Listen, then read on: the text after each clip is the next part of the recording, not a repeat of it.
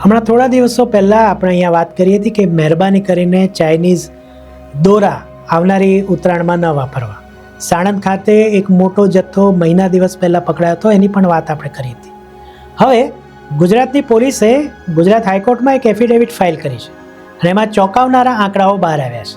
આખા ગુજરાતમાં 409 FIR file થઈ છે આ રીતના ચાઇનીઝ દોરા બનાવનારા અને ઉપયોગમાં લેનારા એની સામે. 72 કિલો જેટલો ચાઇનીઝ દોરો જે નાયલોન અને સિન્થેટિકમાંથી બને છે એને જપ્ત કરવામાં આવ્યો છે.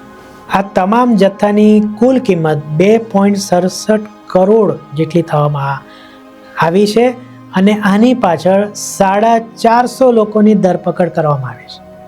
ચાઇનીઝ દોરો એ મારા તમારા પક્ષીઓ માટે, તમારા પોતા માટે, આપણા પોતા માટે અને પ્રાણીઓ માટે ખૂબ ખતરનાક છે.